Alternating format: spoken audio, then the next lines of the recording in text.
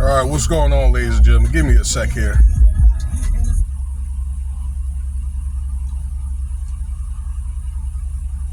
All right, like, share, subscribe, Cash App, $ Winston Spivey.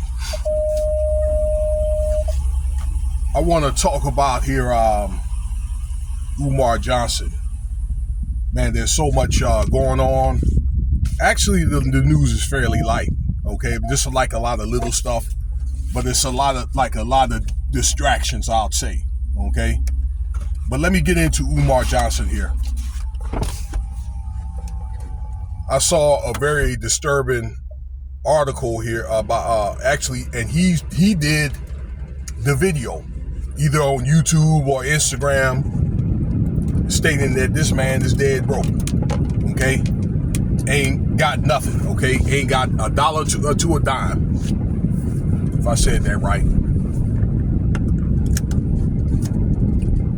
Yeah, you can see the video for himself. I saw it on a couple of podcasts this morning where this guy claims that the money is missing or gone from his account, and he had his bank account since he was a teenager, this and that, or whatever. And he's trying to find out what's going on with his money and all that. And I've heard stories like this before, okay, even from people that I've known very close to me. They say the same thing, but turned out broke. Okay, now this is a very peculiar event that happened at a very peculiar time, because August 1st, which is in about a week from now. His so-called boys' school was supposed to open. Now, he was supposed to do this school at St. Paul's University. A former university in Lawrenceville, Virginia, like an hour from where I'm from, okay? Shout out to 757, by the way. And this has been closed since like 92. I've known people that went to St. Paul's, and I'm saying this for a reason, okay? To where it's one of the things where it makes me question, did Umar Johnson, or so-called Dr. Umar Johnson, wanted to start that school? Did he even have intentions of getting that school concocted in the first place? Because I'm thinking, how can you go all this time? This guy been at it for like 10 years. I discovered this guy around 2018 on an interview he did with on Vlad TV, and he's a very intelligent man. He knows a lot about history, particularly like Black history, civil rights, and that kind of stuff. Okay.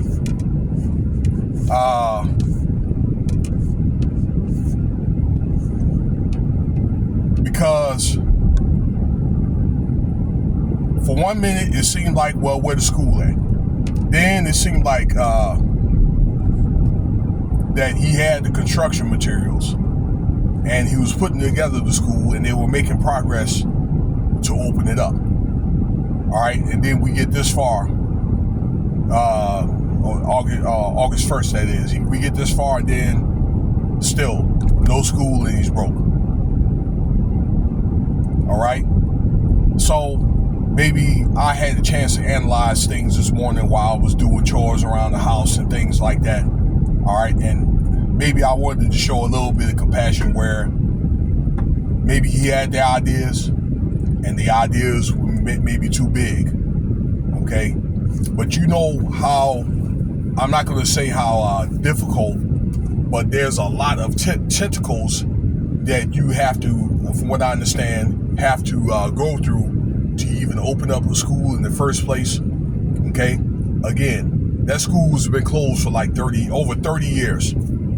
So, it has to take a lot of renovations and stuff, okay, and that kind of thing to get the school open. All right. Then things like your business licensure and things like that, because it is a business.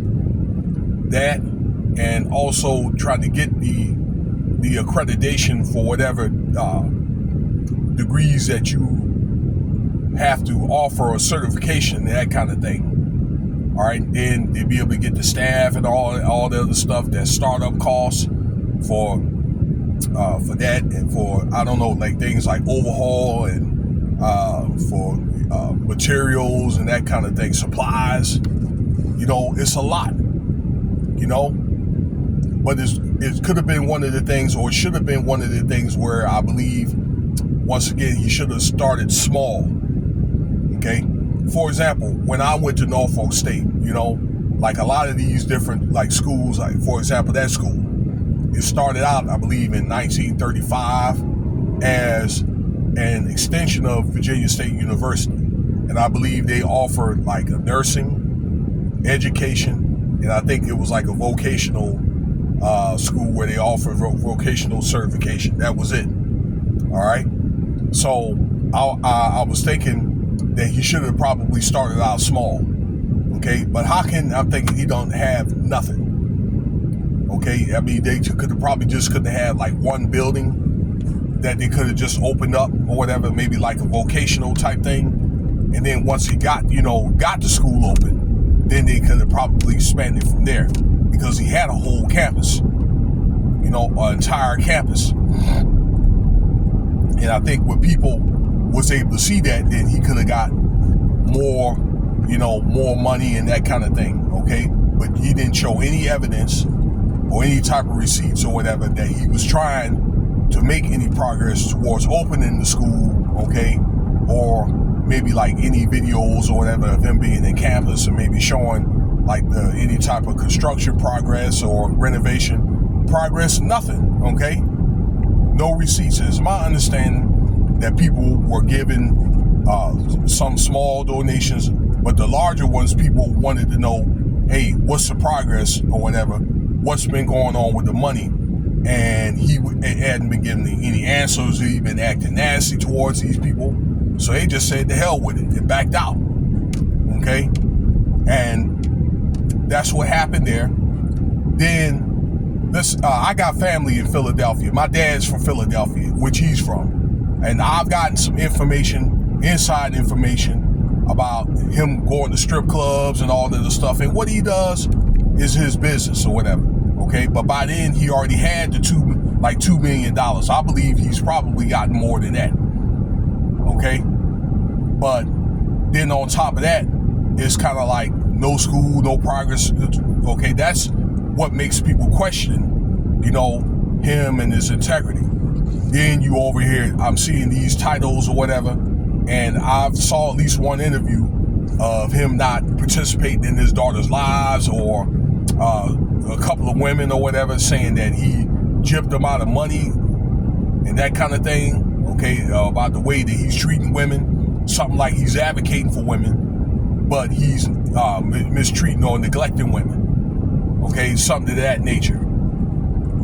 Okay, you hear about these personal problems on top of that, or maybe him being in a potential debt with someone.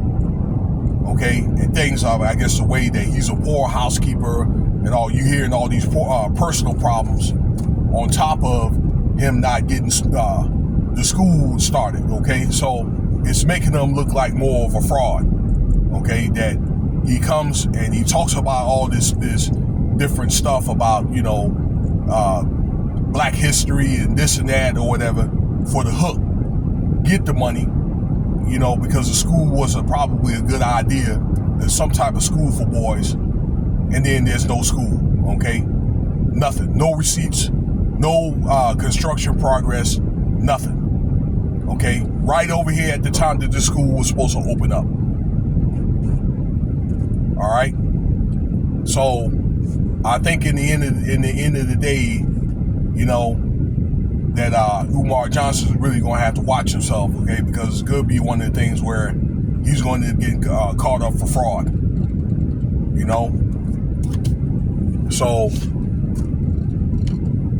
I mean, when we going to quit falling for the okie doke, ladies and gentlemen? And furthermore, we like a lot of businesses like to see how much you are willing to contribute to get the business started.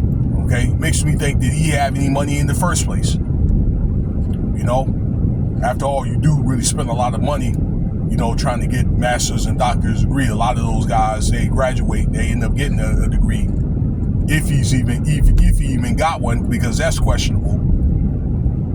And then these guys end up in a lot of debt anyway. Okay, so let me know what you think about the video, y'all. All right, if I didn't say already, like, share, and subscribe. Cash App $Winston Spivey.